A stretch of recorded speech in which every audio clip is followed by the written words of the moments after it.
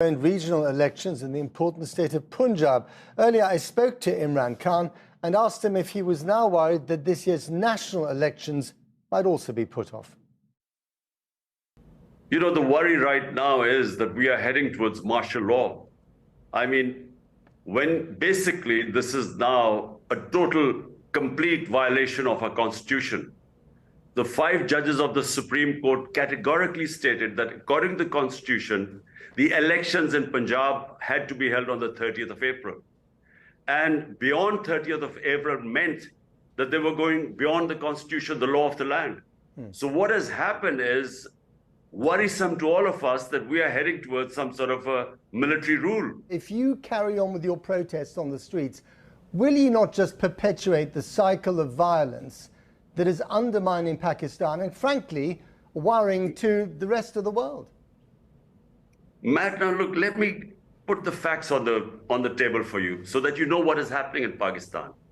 When we were removed, not once did I do any demonstration that was beyond what the constitution allows me. Like, for instance, in France, there are protests on pensions. So my constitution allows me to hold rallies and put our point of view forward to the people. Now, since last 2 months, we were in power in 2 of the 4 provinces. We dissolved our governments. The constitution says elections should have been held in 90 days. And the Supreme Court then passed a ruling that on 30th of April, they should be held, elections should be held. We didn't do anything outside the law.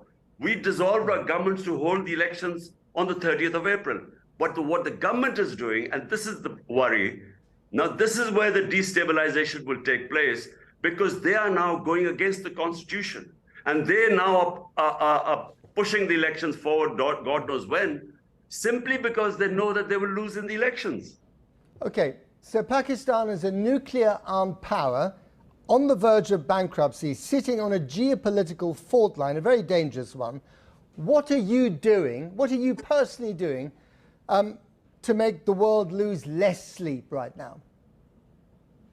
Well, look, you know, let's not worry about Pakistan's nuclear program, because the entire political spectrum, everyone believes that if one thing we need to keep secure is our nuclear program, because that's our guarantee for freedom.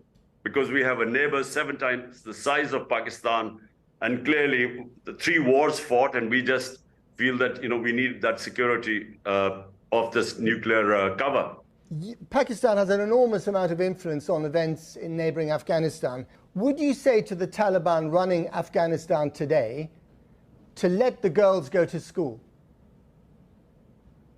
Look, Matt, look, Afghanistan has and Pakistan have a boundary border of 2,500 kilometers. No, I'm talking about schools here, specific. I don't want to geography lesson. I am answering the question. What about schools? Will you tell them to let the girls go to school?